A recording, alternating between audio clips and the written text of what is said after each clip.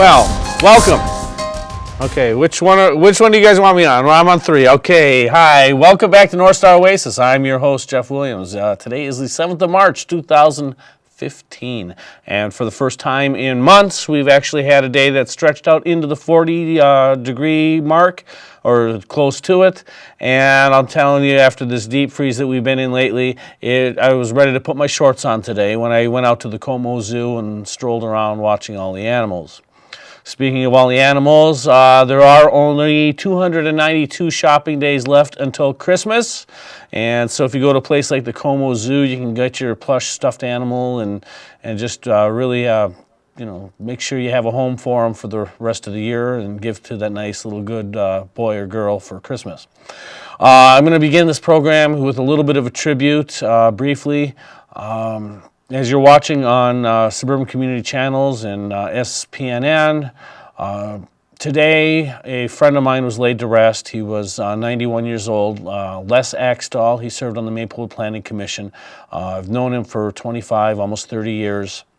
I earned his respect, he'd earned mine, and he will be missed. And on behalf of the staff here at North Star Oasis, we just want to express our condolences to Les's family.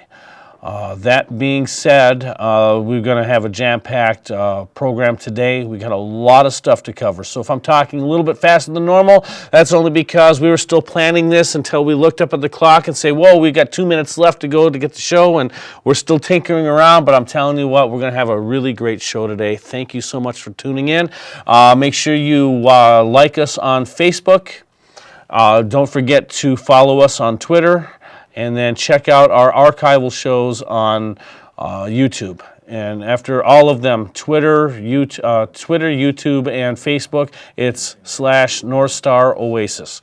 And you can get up to date on our discussion, because that's what we try to have here is a rolling theme, the things that keep going on week after week. So this is not a jam-packed 1 day, 1 hour discussion. We're never going to talk about this again.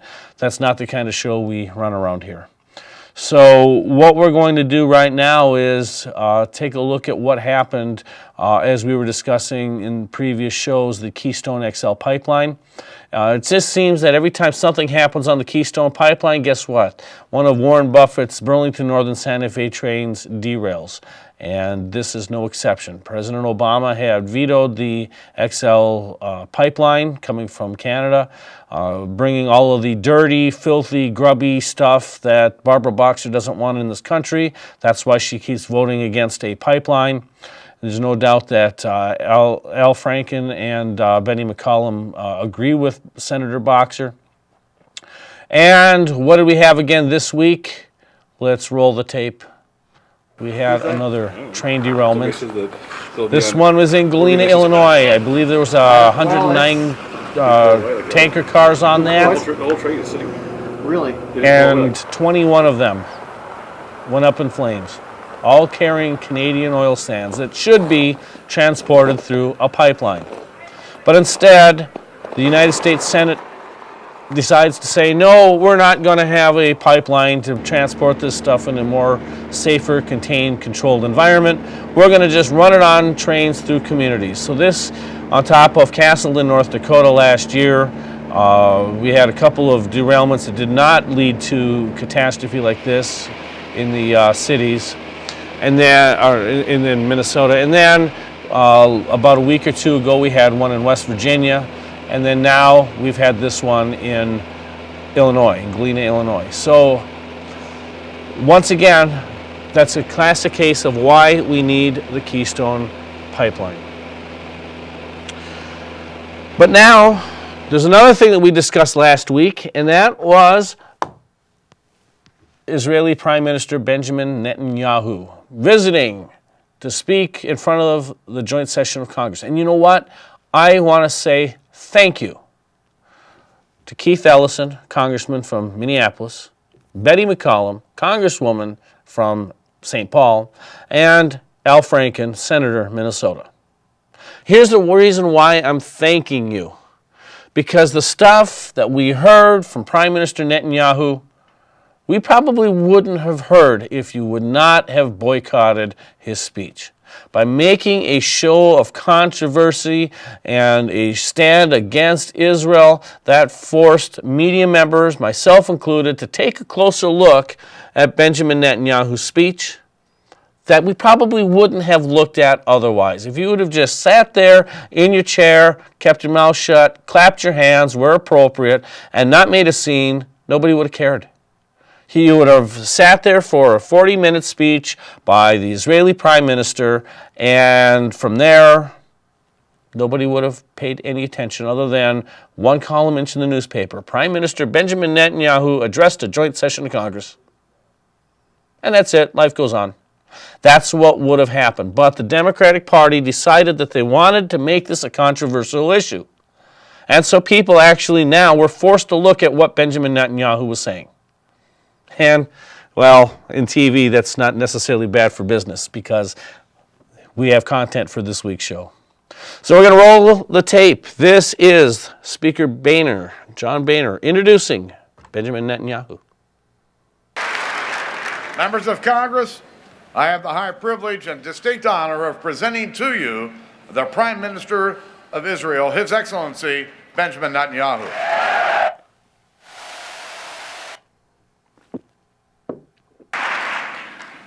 The remarkable alliance between Israel and the United States has always been above politics. It must always remain above politics.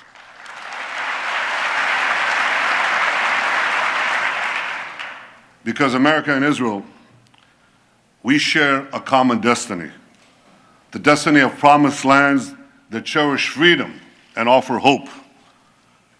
Israel is grateful for the support of America's people and of America's presidents, from Harry Truman to Barack Obama.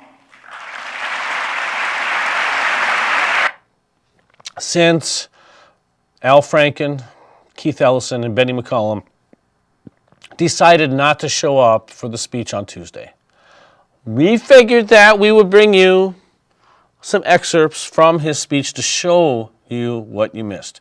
So if those three members of Congress happen to be watching today, if they're back in the district, then, here's what you missed. Let's go back to the tape. Iran's regime is as radical as ever. Its cries of death to America, that same America that it calls the great Satan, as loud as ever. Now, this shouldn't be surprising, because the ideology of Iran's revolutionary regime is deeply rooted in militant Islam. And that's why this regime will always be an enemy of America. And don't be fooled. The battle between Iran and ISIS doesn't turn Iran into a friend of America. Iran and ISIS are competing for the crown of militant Islam. One calls itself the Islamic Republic. The other calls itself the Islamic State. Both want to impose a militant Islamic empire, first on the region and then on the entire world. They just disagree among themselves who will be the ruler of that empire.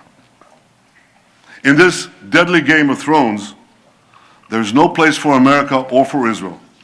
No peace for Christians, Jews, or Muslims who don't share the Islamist medieval creed. No rights for women, no freedom for anyone. So when it comes to Iran and ISIS, the enemy of your enemy is your enemy. Now, Prime Minister Netanyahu actually made a very valid statement right at the very, very end. The enemy of your enemy is still your enemy.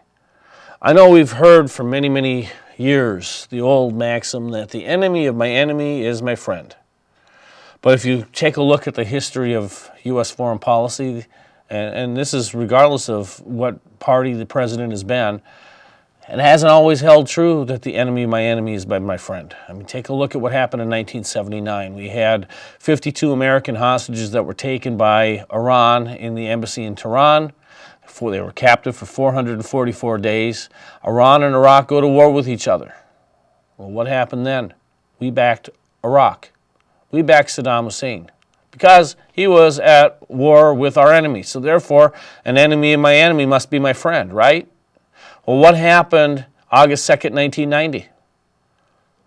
That was when Saddam Hussein's Iraqi army rolled into Kuwait, who was an ally. So we went over to the Saudi border, we pushed the Iraqis out of Kuwait, and then all of a sudden Saddam Hussein is an enemy. But the enemy of my enemy was still my enemy because we weren't really all that cozy with Iran. We were at war with Iraq, we were at war with a pseudo war with Iran. Benjamin Netanyahu makes a point. The enemy of my enemy is still my enemy. Next clip, please. My friends, for over a year, we've been told that no deal is better than a bad deal. Well, this is a bad deal. It's a very bad deal. We're better off without it.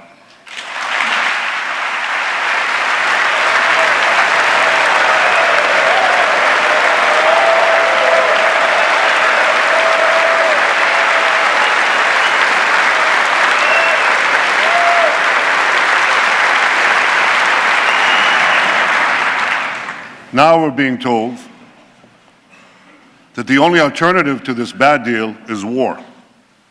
That's just not true. The alternative to this bad deal is a much better deal.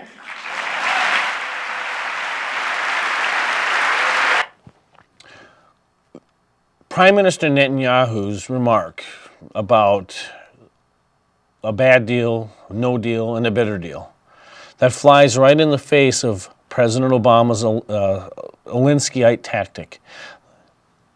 How many times have we heard during the Affordable Care Act debate and others that, well, we need to have something, and I'd rather have a bad deal than no deal? We've heard that before, that there's always a crisis coming out of this administration. The crisis is we have to act, we have to act, we have to act. But sometimes if all we're doing is we're acting, what happens if we're doing things wrong? That's called the law of unintended consequences. Or sometimes it just might be the law of intended consequences, but we're not going to tell you what we really want. But the fact is, with Prime Minister Netanyahu, he's mentioning that we have no deal or we can have a better deal. President Obama just wants a deal. And I think if we've seen the Affordable Care Act, we've seen what happened with the economic stimulus package, Cars for Clunkers, and a lot of President Obama's pressure on Alinskyite tactics of just giving two options. One is doing nothing, and not being an option. We've heard that many times. Doing nothing is not an option. I've heard that from this president so many times in the last 6 years. But sometimes doing nothing was the better option than what we had. We could have done absolutely nothing with the Affordable Care Act, not passed it, and then gone back and actually gotten a better deal, more equitable to insured Minnesotans, people in Minnesota who needed the coverage. And we didn't get that. We got the raw deal in the Affordable Care Act, and we're going to get the raw deal in Iran, with Iran, if the president gets his way on this. And so this is where Prime Minister Netanyahu is correct, that we got to hold out for a better deal. Next clip, please. Ladies and gentlemen, history has placed us at a fateful crossroads. We must now choose between two paths. One path leads to a bad deal that will at best curtail Iran's nuclear ambitions for a while, but it will inexorably lead to a nuclear-armed Iran whose unbridled aggression will inevitably lead to war. The second path, however difficult, could lead to a much better deal that would prevent a nuclear-armed Iran, a nuclearized Middle East, and the horrific consequences of both to all of humanity. You don't have to read Robert Frost to know. You have to live life to know that the difficult path is usually the one less traveled. But it will make all the difference for the future of my country, the security of the Middle East, and the peace of the world, the peace we all desire. We desire peace. I think that's something Republicans and Democrats can actually agree on. We all desire peace. We don't want to see war. I think that's something that Jews and non-Jews can agree on: an end to war.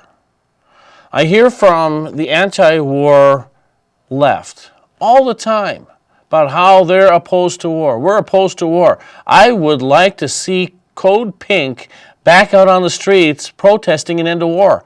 But this time, let's get them out protesting an end of war with Iran. Let's get them out there in Tehran saying, hey, we need change. There's hope and change in Tehran, Iran. That's what we really need to see. But we're not getting that from the left. What we're getting is these backhanded deals that are going to lead to a destabilized region, and it's going to inevitably lead to more war. I remember back when we went into Iraq back in 2003, and if you've been following this program, I actually went to Iraq in 2003. I've seen war up close and personal. I can tell you I sure don't want to see it again. But there's a right way and a wrong way of handling our foreign policy. There's a right way and a wrong way of stabilizing that region. And to have an urgency of getting a raw deal signed with Iran is only hindering what we can be doing to stabilize that region. It's essentially saying, well, we're going to make Iran more powerful than we really need to make it, and we're not going to suffer consequences. Well, guess what, folks? We are. Maybe not today, maybe not tomorrow. Prime Minister Netanyahu is absolutely right. This is only going to lead to more war. But the one thing that he did right in this speech is our next clip, bringing in a Holocaust survivor, Elie Wiesel. And note that with Elie Wiesel was former U.S. Senator from Minnesota, Norm Coleman. My friend, standing up to Iran is not easy. Standing up to dark and murderous regimes never is.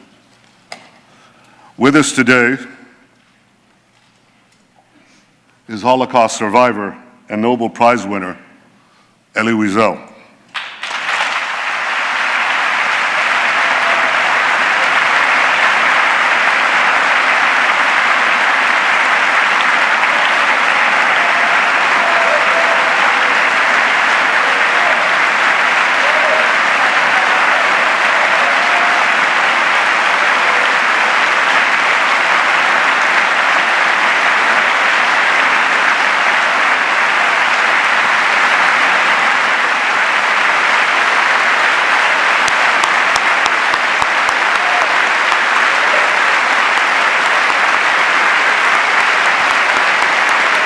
And there's Senator Coleman standing on the left in the red tie. Elie, your life and work inspire us to give meaning to the words, never again.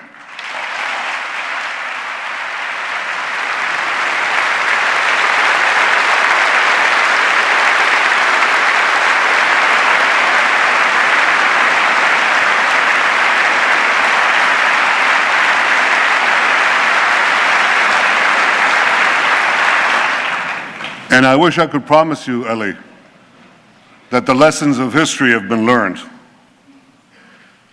I can only urge the leaders of the world not to repeat the mistakes of the past.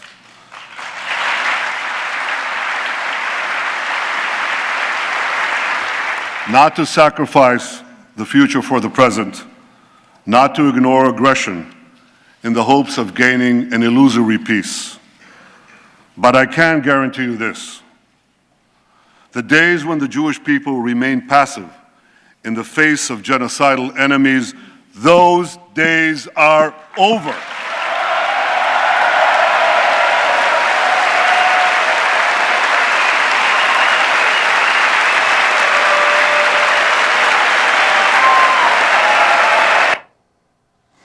And I guess that goes with the old saying from, I think it was either Lloyd George or Santa Anna, the general in Mexico, of those who don't know their history are condemned to repeat it. Now, as speaking as a historian, those of us who are historians are condemned to watching others repeat it. And I think that's one of the reasons why I kind of cringe when I see what's happening with Israel, because as somebody who studied this and somebody who's lived through the last 40 years of what's going on over there, I'm seeing us repeat history again, and not in the best light. If you remember the end of World War II, if you remember the Holocaust, I guess those who don't learn the lesson of Israel are doomed to repeat it. And that's going to come at a cost. It's going to be a high cost once again. And the question is, are we prepared for that? Again, I hear from Code Pink, no more war, no more war. War is not the answer. But what are we doing? We're setting up for yet another one. And this one, if it's Israel versus Iran, it's going to be bad. So if you happen to be a member of Congress who didn't show up on Tuesday and you're watching today, please learn your history. And let's not make the same mistakes of the past. In the meantime, I am going to continue on with the political discussion of something else that came out just this last week. Actually, I think it was within 48 hours. And that is New Jersey Senator Robert Menendez. He's a big critic of President Obama. He's now under some serious investigation by the Justice Department. Let's go to the clip. U.S. federal authorities are preparing to bring criminal corruption charges against Democratic Senator Robert Menendez. He's been one of the main U.S. congressional figures behind Washington's sanctions against Iran. Menendez is accused of using his Senate office to improperly advocate the business interests of a Democratic donor and friend in exchange for gifts. Attorney General Eric Holder has reportedly authorized going forward with the case, and the charges are expected to be filed in the next few weeks. The New Jersey senator has denied any wrongdoing. The high-ranking Hispanic congressman is one of President Barack Obama's most vocal Democratic critics. He's challenged the president's decision to ease the trade embargo against Cuba and direct nuclear talks with Iran. The question was that what was the nature of the corruption charges against Senator Menendez, and of course, how much will this affect the Democratic Party's image? Yeah, let me talk about your first question first. And this involves a man by the name of Solomon Melgen, who was a major contributor to Menendez's campaign and his committee. And Menendez is the chairman of the Council on Foreign Relations.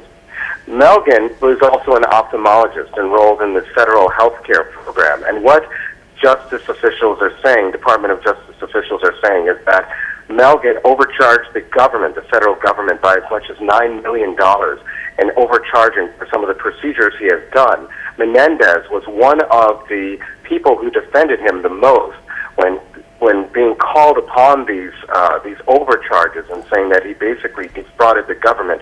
Menendez was one of the people who defended him the most. Also, Menendez has been connected to some of Melgen's not just charity, but more like what some are describing as bribery, as they saw pictures of Menendez in the Dominican Republic as a gift of Melgen, showing that Menendez may have received special kickbacks from Melgen as he was defrauding the government. So now the Department of Justice has decided to file charges, corruption charges against Menendez. This looks bad because this comes as the same week as Hillary Rodham Clinton, who is a prospective presidential candidate, and right now, even though she's unannounced, is really the front runner for the Democratic Party going into 2016. It was found that she had her own email server and used her own private email system to try to, while she was Secretary of State, to correspond to all kinds of different issues that obviously were global and governmental in nature. So this it's two black eyes for the Democratic Party this week as they'll try to spin this issue. And as we know, Menendez has been one of the very vocal senators who has wanted and has called for sanctions against Iran. And so it's a little ironic that now he's being looked at as a corrupt senator and will be investigated as such. And of course, there's speculation that the case might be the beginning of a series of similar cases as a pressure tactic against those standing in the way of the Obama administration reaching a deal with Iran. Are these in any way related, or is it just a coincidence that Menendez is on the list of those opposed to the possible deal? Well, it's really really hard to say. I mean, of course, when you see these types of allegations being thrown forward at such a crucial time, one can't help but compare the timing of what's going on and the charges that are being filed against certain individuals. You have to understand that this is probably going on for some time. Why is this coming out right now? Why is this at this crucial time, why are these allegations coming out? And of course it does raise speculation as to this might be the timing, the way it comes out is in accordance with these crucial negotiations with Iran, and those who are vocal against such a deal may be facing some type of backlash from the Obama administration. All right, Press TV's Colin Campbell reporting from Washington. Thanks there, Colin. Now, Colin actually had just kind of used some of my commentary, and that is the fact that this is backlash against Senator Menendez by the Obama administration. So evidently, Robert Menendez is not a good Democrat or good enough Democrat because he actually spoke against the president, and the president is becoming punitive in his handling with Senator Menendez. Just seems to me that this administration is always, especially under Attorney General Eric Holder, has seemed to always want to be punitive on the ones that they want to be punitive. They want to uphold and enforce the laws that they want to uphold and enforce. They want to go after those that they want to go after, but not really take an even-handed approach to everybody or everything. We take a look at Fast and Furious, the gun smuggling in Mexico. That, again, was something that they picked and chose what they were going to do. That's when it comes to immigration. That's all they're going to do is pick and choose the laws. And Eric Holder even said that, to attorney generals in the country, that you can pick and choose which laws that you want to prosecute and enforce. But now we're seeing that punitive nature of this administration come home to roost to a good Democrat, New Jersey Senator Robert Menendez. And if Menendez did not speak against President Obama, chances are Menendez would not be under federal investigation, and the Obama administration would probably end up looking the other way and maybe even making an excuse for him. I'm not here to defend Senator Menendez on what he did. I have not seen the evidence for or against. I'm just here to point out the fact that this is probably coming from the Obama-Holder administration as a way of getting tough with Senator Robert Menendez. But with that, in that last report, they mentioned Hillary Clinton and the email, and I also believe that that is coming from this Obama administration. Let's go to the clip. So former Secretary of State Hillary Clinton, maybe she broke federal record-keeping rules. Why? She used her personal email account for government business her entire tenure. What was going on with that? Let's bring in senior political correspondent Brianna Keeler, joins us live from D.C. I never knew anything about this, and now it's all we're hearing about. What's the take? Yeah, this is a very big deal, and you said she may have broken laws or rules here, Chris. Well, a lot of experts say that she did by using only a personal account while she was Secretary of State. This is a huge development, especially as Hillary Clinton is just perhaps weeks from declaring her candidacy for president. So her spokesperson says that she, while using this personal account, was adhering to the spirit and the letter of the law. But consider this. President Obama, for instance, he has a government email account. This is for a couple of reasons, because it's secure and also for the preservation of historic records. She used only her personal account, and that means that she and her aides have tremendous discretion when it comes to the preservation or the handing over of documents for certain things, say Benghazi or other issues where documents may be needed. How is this playing, I think, is a big question. I spoke to one congressional Democrat who said to me, typical Clinton. And that means that this is playing into this pre-existing narrative of the Clintons being perhaps sneaky, perhaps thinking that they don't really, I guess, have to play by the rules that other people play by. So it is certainly a big development. You may have some Democrats who, because she's so much the front runner in the polls, have kind of stood back waiting to see what will happen. Maybe this gives them pause. Maybe they think, you know what, maybe she's not infallible and I could throw my hat into the ring. Allison? Well, we've actually seen this before with the Obama administration. We've seen this with Mitt Romney in 2012. We've seen this where, hold on.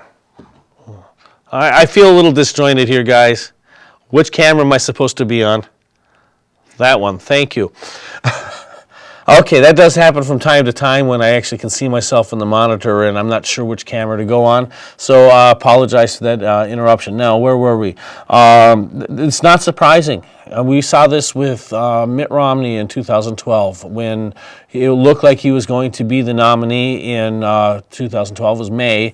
The Obama administration, the Obama campaign ran a ton of negative ads against Governor Romney throughout the state of Ohio. Millions upon millions of dollars, and his positives could never recover. And that's really one of the big things that led to President Obama's reelection. And I have to say, as somebody who's been involved in politics for many years, well done. But if you go back to when President Obama was a U.S. Senate challenging candidate in Illinois, they pulled the same kind of stuff against the Republican nominee. I believe that was Jack Ryan. It was a sealed divorce with his wife, Jerry Ryan, and all of a sudden all of this stuff starts getting into the public news cycle. There was a leak. It came from the Obama campaign. And we kind of saw the same thing with Alan Keyes, who replaced Ryan on the ticket, and even though Keyes was really not much of a threat. And next thing you know, you have Senator Barack Obama elected heavy-handedly in Illinois, but they cleared the way for themselves first. We saw some of this in the 2008 Democrat presidential primary with even Bill Clinton came out yelling about how the Obama campaign had played the race card on Hillary. Like, oh, woe is me. And I think they're doing the same thing here. They're pulling the punches. They're pulling the cards. They're clearing the way for somebody. I don't know who. They've got somebody in mind. So I hear some of my Democrat friends saying, oh, Hillary's going to be the nominee. I'm not so sure about that. I think that the Obama administration is looking at throwing her under the bus. They're throwing Menendez under the bus. They're clearing the way for somebody. This is not a story that's going to go away. The thing that surprises me about the story is the fact that Hillary Clinton should have known better. After all, back when she was a young attorney, she was on the Watergate prosecuting team. She'd been around the government enough. She should have known then. She was the first lady in Arkansas. She should have known then. She was the first lady of the United States. She should have seen that happening. She was a former U.S. Senator. She was the Secretary of State. Hillary Clinton has enough governmental experience that she should have known. This should not have been an issue because it should not have even happened. That is probably the most puzzling thing to me, is why she couldn't figure out that if you don't use a State Department email address, that maybe somebody someday will ask a question, like how come the secretary's not sending an email from her own email account? I'm perplexed by this. She should have known better. So we're going to see that this story's not going to go away anytime soon. And from there, we'll see what the next thing that the Obama administration brings out against Hillary Clinton, their political opponent. So that's one we're going to have to stay tuned and watch. But now, there's some other news that came out this past week, and that happens to actually deal with the circus. Now, who loves the circus? Well, I see our young producer, intern, Andrew. He's just smiling. He's all giddy. He's thinking about the lions, the tigers, and the elephants. Well, to our young intern, you've only got 3 years before to see elephants at a circus, and I'm not talking a political circus here. I'm talking about the Ringling Brothers and Barnum and Bailey Circus. They announced this week that as of 2018, they're pretty much caving into people for the ethical treatment of animals, and they're getting rid of the elephants in the circus. Let's go to the tape. Dramatic change is in the works this morning for Ringling Brothers and Barnum and Bailey Circus. Elephants will leave the stage forever. The decision caps years of legal battles, but the circus owner denies caving to animal rights activists. Vicente Arenas is in Polk City, Florida. Vicente, good morning. Hey, good morning, Charlie. This is where the elephants will come after they retire. This is the Ringling Brothers Center for Elephant Conservation. As you can see, these guys have just come out for their morning feeding, and as you can tell, they're pretty hungry. I'll see if they'll try to take some bread from here. No. They've got enough carrots for now. There are 12 elephants that will be brought here over the next 3 years. They have 200 acres they can roam on. The circus decided to stop using them, saying they're responding to customers and the growing cost of fighting anti-circus and anti-elephant laws across the country. Kenneth Feld is the circus's CEO. No business in the world, much less an entertainment business, can survive for that long without changing, without being tuned with their customer, with consumers. It's a bittersweet decision, there's no question about that, but it is the best thing, and we felt this was the right time to do it. And so at this time, they're hoping that the elephants will be brought here during the next 3 years. By the year 2018, they should all be here. And we know a lot of people want to know if this place is open to the public. Not yet, at least for now. Nora? All right, Vicente, just put a little... He looks like he's ready for the bread, though, now, I Vicente. know. He's right behind you. Just put a little peanut butter on there, and he may take it. There you go. Well, People for the Ethical Treatment of Animals, PETA, and the Humane Society and a bunch of other organizations continue to press their concern for the elephants through court cases and expensive litigation and hiring more and more and more attorneys. And we're going to wrap this all up in court because we can't actually pool our resources to buy the circus from Feld Entertainment. No, we're not going to do a free market approach. We're going to do the left-wing extreme approach. We're going to tie this up in litigation and make the circus pay. Well, that's what happened. They finally capitulated. As Kenneth Feld said, it's expensive. And now we're going to hear from the other side. We're going to hear what the results of their victory is from the Humane Society. Of the last century, the late 1800s, P.T. Barnum has been known for spectacle, big top shows, and elephants. But the animal's treatment, often criticized as cruel, has been the subject of ever-widening lawsuits and scrutiny. Today, Ringling Brothers and Barnum and Bailey Circus bowed out of the fight, announcing that by 2018, all elephant performances will end. Ringling's parent company owns 43 of the pachyderms, 13 still touring and performing in 1,000 shows a year. The Humane Society was one of the animal rights groups pressuring the company. As president, Wayne Pacelli joins me now. Mr. Pacelli, many of us have been to the circus and we don't necessarily see what the problem is. What was the problem? Well, there's what happens in the three rings, but really the big story and the backstory is what happens to animals during training, where they're coercively trained, they're dominated, sometimes hit with bull hooks, which is like a broom handle with a sharp metal object at the end of it. They're often on chains for 20 or 22 hours a day, and they're really sent on boxcars on railroads to 100, 115 cities a year. So they're going from Detroit to Milwaukee to Minneapolis. That's no life for an elephant. These are highly intelligent, sociable animals. In the wild, they migrate 40 miles a day. They live with the mothers and the grandmothers and the babies.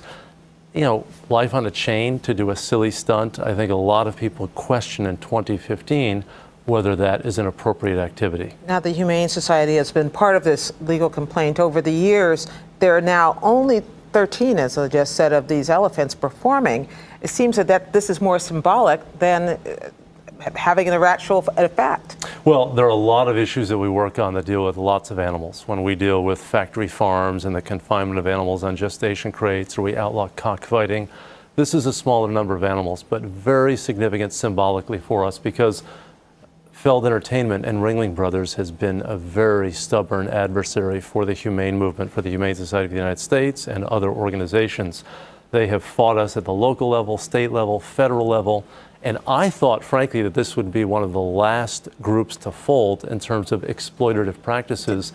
I think the Blackfish documentary about SeaWorld was a big moment in having people reflect on whether we should be keeping the most intelligent wild animals in small tanks or in three-ring circuses. Did Feld Entertainment, which owns the circus, did they concede any mistreatment in folding, as you to use your term? Well, I think today's announcement, they said that their customers really began to question what was going on with the elephants. And I think just the Well, they also said they just didn't want to go from jurisdiction to jurisdiction, Right. fighting different battles, but I didn't hear them say, and we admit that we were abusing these elephants. No, I think that the clamor and all of those local battles did take its toll, but I also think they explicitly said many of their customers were concerned about the treatment of the elephants. Just not to say, about a specific incident of abuse, but should elephants be used to do stunts when these are the biggest land mammals in the world? They are so smart. 22 hours a day on chains. This is not, 1950 or 1900. This is a new era for our consideration of animals. Well, in 2018, it all ends. Wayne Pacelli of the Humane Society, thank you very much. Thank you, Gwen. So now that we hear from the animal rights people saying that being yanked on chains and being put into a boxcar, is really, really bad. Well, it is really, really bad. I'm not going to disagree with them there. But has he taken a look at what the alternative is? Has he looked at what is happening in Africa? Is he aware? He should be. He's the head of a national organization. He should be aware that there were 3.5 million elephants in Africa a century ago. 3.5. No, I wrote my note wrong. It was 3 to 5 million. There were a lot of animals roaming around the continent of Africa. A lot of them. They were all over the place. But for a while, we were losing elephants at the rate of 100,000 per year. Today, does anybody have an idea? Go ahead and raise your hand at home. Do you have an idea of how many elephants are left in Africa? Anybody? About 300,000. We went from 3 to 5 million elephants down to 300,000. So now I want to posit this in a different way. Take a look at the good that circuses actually do for getting people exposed to seeing elephants. Sure, they're doing tricks, and yeah, they may be beaten with a bullhook on occasion, but they are really big, ruthless creatures. But if you take a look at the fact that how many kids would be able to see one otherwise? Okay, so you can go to the zoo.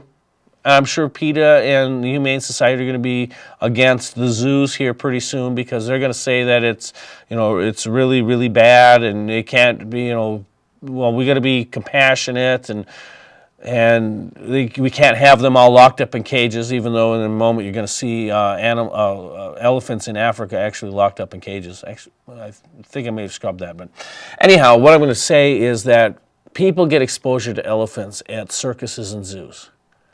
People, especially young kids, they get a chance to sometimes touch an elephant, ride on an elephant, and they develop that bond and that respect for that animal. It's compassion.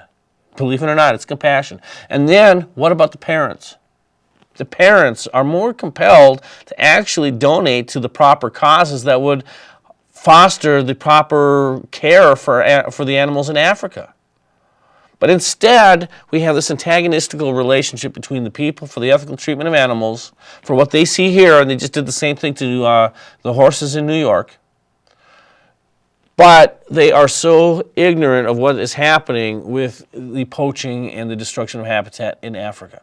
Here is what should have happened, in my opinion. If I would kind of, in this discussion, this is what I would have proposed, if I could get an agreement, that Feld Entertainment works with PETA and another outside organization centered in Africa that actually can work on using the circus as a conduit for funds to protect the elephants in Africa. And there is an organization there are a bunch of organizations that are doing this work already without the support of a major circus, and they're doing this without the support of a major animal rights activist organization like PETA. And so we're going to show you right now the first of two clips on what is happening to elephants in Africa.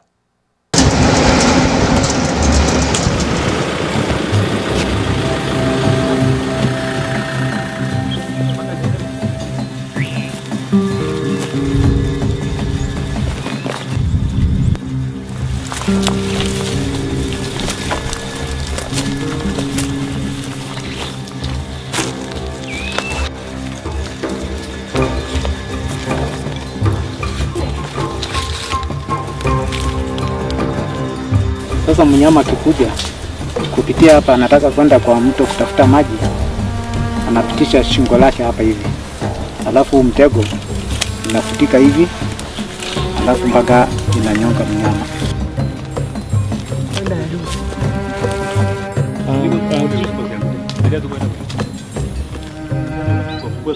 Kama unahitaji nini?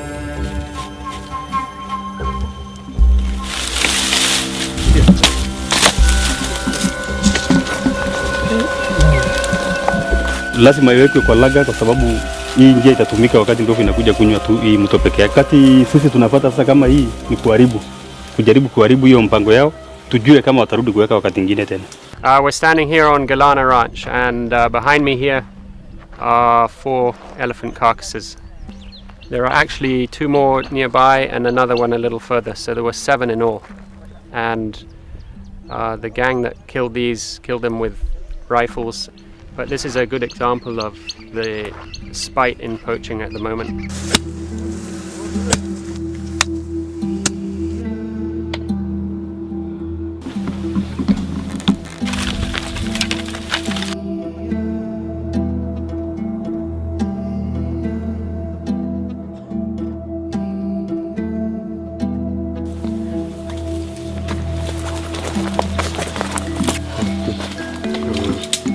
Is that okay? Huh?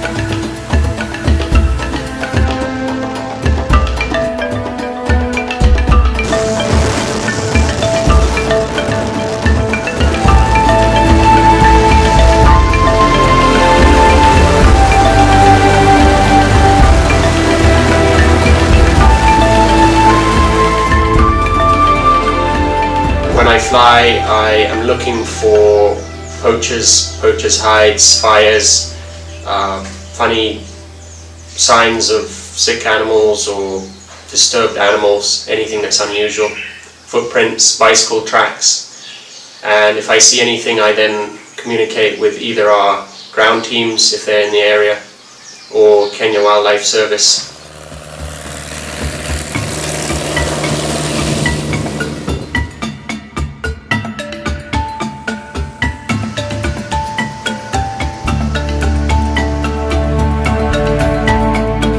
India mic, tango mic. India mic, tango mic.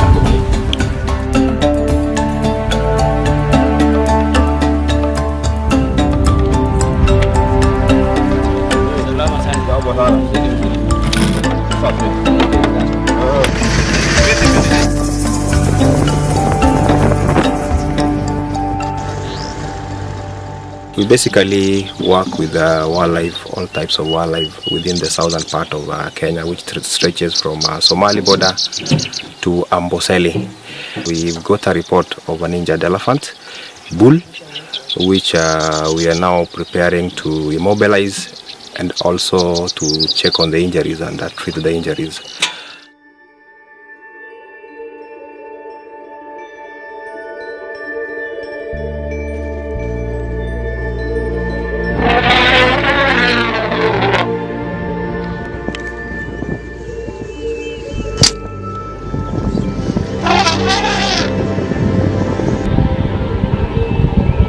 Leta hiyo box yangu ya. Karibia hapa kidogo.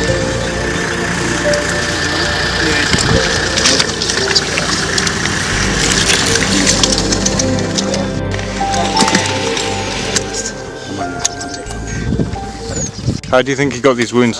Several arrows on a massive snare.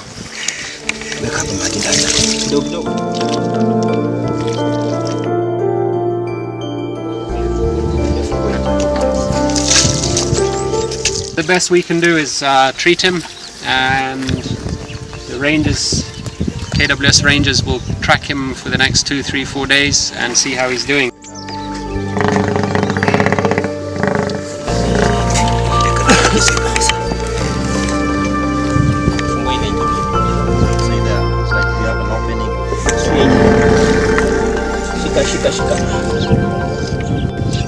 This one I'm injecting the painkillers, give it slow IV.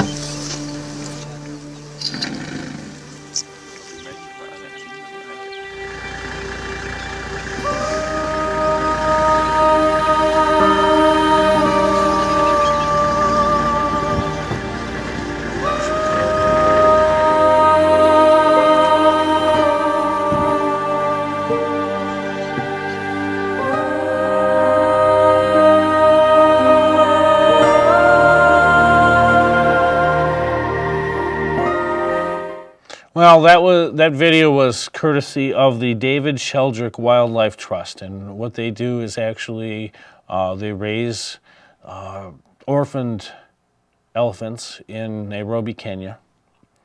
They help keep poachers out of the Tsavo National Park, which is 8,000 square miles. That's a lot of acreage. And we know that we know that elephants need a lot of space. They can live up to 60 years. But when I mentioned about 3 million elephants 100 years ago, actually there were about 3 million elephants 30 years ago. That is how much of a decline that we have seen in the elephant population in Africa. Now, what happened with this PETA lawsuit? There's a PETA lawsuit over Ringling Brothers and Feld Entertainment, and believe it or not, the Humane Society of the United States. Remember the guy on the clip who was talking about animal rights? Well, his organization had to pay Feld Entertainment $15.75 million over a lawsuit. Yes, the animal rights activists lost. But can you imagine what, oh, and I forgot to mention the ASPCA. They had to pay $9.3 million to Ringling Brothers and Feld Entertainment. Can you imagine how many more elephants could have actually been spared if they would have taken $25 million and sent it over to the David Sheldrick Wildlife Trust in Kenya? How many more acres could they expand their borders? How much more care can they actually give to elephants? How many more patrols of anti-elephant poachers could they hire? There's a lot of stuff that $25 million could have purchased in Africa, but instead it goes right back into more lawsuits. So is PETA really only concerned about the elephants? Or are they just being used as a way of trying to punish anybody who has a for-profit motive that deals with animals? I mean, I remember when PETA came after fishing here in Minnesota, and I think they went up and protested at a lake, probably Mille Lacs. I can't remember exactly which lake it was, but they went up and protested. And I think a bunch of fishermen want to take the fishing lines and have the protesters tied because it didn't go anywhere, because you're not going to eliminate fishing from the Minnesota culture. I know they made attempts at trying to eliminate hunting. The thing is, PETA is only concerned about not in my backyard. But they're not looking at the species survival. Circuses have a way, if done right, of being able to raise that awareness that PETA is looking for. But they're doing it the wrong way. They're doing it through the law of unintended consequences. We're going to save 13 elephants from Feld Entertainment, but we're going to lose another 100,000 in Kenya and other parts of Africa. Our backyard is not that large, but the African backyard is huge. So really, if you support PETA, if you support animal rights, the animals should have a right in Africa. Think with America, we should be able to raise awareness, but we need to raise awareness in the proper manner. Can we raise funds? Absolutely we can. And if PETA and Feld would get together and say, we're going to protect elephants in Africa and we're going to try to bring the population back up to 1 million, I'll be the first one in line to give them a contribution. I honestly would. Because I don't think we need to have the species completely gone away. No, elephants serve a useful purpose. They serve a useful purpose in Africa, but they also serve a useful purpose here through zoos and through shows, because this species survival is what's at stake. PETA doesn't, I don't think, get that. The Animal Humane Society of the United States, they fail to they miss that too. But what we really need to do is take a look at what is happening with that species. What is happening with the tigers and the lions? I was at Como Zoo today. I saw a Siberian tiger. I saw 2 lions. They had a third one, but that third one, after lions have a life expectancy of around 15 years, and they had to put one down that was 22 years. So I had a chance to see a tiger and a lion today. I didn't have to go to Africa to do it. And they're cared for. And there's plenty of space that tiger had to walk around in. You know, the zookeepers at Como Zoo are doing a tremendous job. But see, people like PETA, they don't care. The only thing they care about is their personal angst. Most of that is uneducated. It's all about feelings. But there's no rational thought put together to that. Something has to change. And I really think PETA is the organization that needs to change. So, Feld Entertainment has decided to cave in after getting about $25 million for winning their lawsuit. What I don't know is how much it actually cost financially in order to win that lawsuit. Did they pay $50 million in attorney's fees to get 25 back? That's a pretty bad rate of return. But honestly, I think it wouldn't do us as citizens any harm to go and take a look at the plight of the animals from Africa. Go and visit the Como Zoo. They're open year-round, 365 days a year. Had a chance to see a zebra today.